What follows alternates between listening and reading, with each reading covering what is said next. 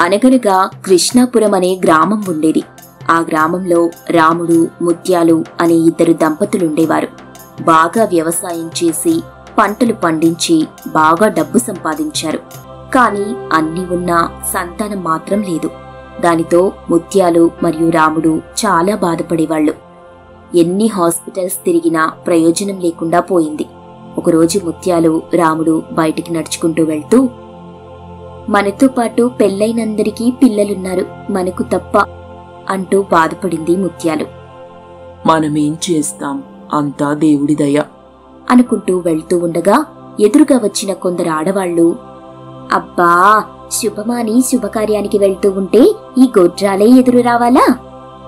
అది విన్న ముత్యాలుకి ఏడు పాగలేదు. వెనక్కి తిరిగి ఇంటికి వెళ్లిపోయింది. రాముడు వెనకాలే వెళ్లి, బాధపడకు ముత్యాలు, మూర్ఖులు ఏదో అన్నారని నువ్వు బాధపడితే ఎలా చెప్పు అంటూ ఏడుస్తున్న ముత్యాలని ఓదార్స్తూ ఉండగా ఇంతలో బయట నుండి ఒక సాధువు, అమ్మా, కొంచెం అన్నం ఉంటే పెట్టండి, ఆకలిగా ఉంది అని అడిగాడు. అది విన్న రాముడు అతనికి అన్నం పెట్టడానికి వెళ్లాడు. ఆ అన్నం తిన్న సాధువు, నువ్వు నీ చేతులారా నా కడుపు నింపావు కాబట్టి చెబుతున్నాను. నువ్వు, నీ భార్య ఇద్దరూ కలిసి నందవరం దుర్గాదేవికి ముడుపు కట్టి పిల్లలు కావాలని దుర్గాదేవికి ముడుపులు చెల్లించండి. ఖచ్చితంగా మీకు సంతాన భాగ్యం కలుగుతుంది అని దేవుడిలా చెప్పాడు. ఆ మాటలు విన్న రాముడు చాలా సంతోషించాడు. వెంటనే లోపలి నుండి ముత్యాలు పరుగున బయటకొచ్చి, మీరు చెప్పేది నిజమా స్వామి? అక్షరాల నిజం తల్లి అని చెప్పి వెళ్లిపోయాడు. ఆ మాటలు విన్న రాముడు, ముత్యాలు పట్టలేనంత సంతోషంతో, ఈ రోజు నుండే ఆ దుర్గాదేవి దర్శనం ఏర్పాట్లు చేసుకుందాం అంటూ ముడుపు తీసుకుని నందవరం దుర్గాదేవి దగ్గరికి వెళ్లారు. దుర్గాదేవిని దర్శించుకుంటూ, అమ్మా, మాకు పెళ్ళై చాలా ఏళ్లైంది, మాకు సంతాన ప్రాప్తి కలిగేలా చూడు తల్లి అంటూ వేడుకుంది ముత్యాలు. అలా వాళ్ల ముడుపులు చెల్లించి ఇంటికి వెళ్లిపోయారు. కొద్ది రోజులు గడిచాయి. ముత్యాలు ఉన్నట్లుండి కళ్ళు తిరిగి కింద పడిపోయింది. రాముడు వెంటనే డాక్టర్ని పిలిపించి చూపించాడు. కంగారేమీ లేదు, మీ భార్య నెల తప్పింది, మీరు తండ్రి కాబోతున్నారు అని చెప్పాడు. అది విన్న రాముడి ఆనందానికి అవధులు లేవు. ఇంతలో మెలకువ వచ్చిన ముత్యాలుకి ఈ విషయం చెప్పాడు.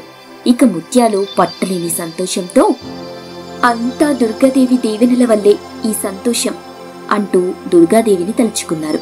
ముత్యాలు గర్భం దాల్చిన సంగతి రాముడి తమ్ముడైన వీరయ్య, అతని భార్య సూరమ్మకి తెలిసింది. మీ వదినగారు ఇన్ని సంవత్సరాల తరువాత నెల తప్పారంట.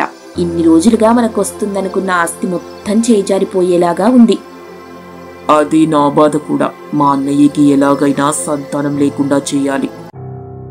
అదెలా సాధ్యమండి? నువ్వు మా వదినకు సేవ చేసినట్టుగా నటించి ఆమె తాగే పాలలో విషం కలిపివు. విషం తాగి లోపల బిడ్డ కుదిరితే మా వదిన ఇద్దరూ చనిపోతారు అంటూ పథకం పన్నారు. అందుకు సూరమ్మ సరే అని ఒకరోజు పాలలో విషం కలిపి తీసుకుని ముత్యాలు దగ్గరికి వెళ్ళింది. ముత్యాలు ఇంట్లో దుర్గాదేవి పూజ చేస్తూ ఉంది. అక్క, నాకిప్పుడు చాలా సంతోషంగా ఉంది. పుట్టే బిడ్డ ఎర్రగా బుర్రగా పుట్టాలని కుంకుమ పువ్వు కలుపుకుని పాలు తీసుకొచ్చాను, తాగు అని ఇచ్చింది. ముత్యాలు నవ్వుతూ ఆ పాలని తీసుకుని గటగటా తాగేసింది. కొద్దిసేపటికి ముత్యాలుకి కడుపు నొప్పి మొదలైంది. అమ్మా దుర్గాదేవి అని తలుచుకోగానే కడుపు దగ్గరికి ఒక కాంతి వచ్చి కడుపులో ఉన్న విషం మొత్తం దుర్గాదేవి విగ్రహంలోకి వెళ్లిపోయింది. వెంటనే తనకి కడుపు నొప్పి తగ్గిపోయింది. కాని సూరమ్మకి ఏమీ అర్థం కాలేదు. ఏంటి, విషం తాకి కూడా మామూలుగా ఉంది అనుకుని ఇంటికి వెళ్లి వీరయ్యకి చెప్పింది. విషం తాగినా ఏమీ కాకపోవడమేంటే అంటూ సందేహపడ్డాడు. అలా కొద్ది నెలలు గడిచాయి. ముత్యాలు ప్రసవానికి రోజులు దగ్గర పడుతుండగా ఇంటిపైన నిలబడి ఏదో ఆలోచిస్తూ ఉంది. ఇంతలో వెనకాల నుండి వీరయ్య, సూరమ్మ వచ్చారు. ఎవరూ లేనిది చూసి వెనక నుండి కిందికి తోయాలనుకున్నారు. తీరా తోయడానికి దగ్గరికి వెళ్లగానే ముత్యాలు పక్కకి వెళ్లిపోయింది. ఇద్దరూ కాలు జారి ఇంటి మీద నుండి కింద పడిపోయారు. ఇద్దరికీ కాళ్ళు చేతులు విరిగి మంచాన పడ్డారు. వాళ్ళు తీసిన గోతిలో వాళ్లే పడ్డట్టయింది. మరుసటి రోజు ముత్యాలు ప్రసవించి మగబిడ్డకు జన్మనిచ్చింది. రాముడు, ముత్యాలు సంతోషంగా దుర్గాదేవికి నిలువు దోపిడీగా బంగారాన్ని సమర్పించారు.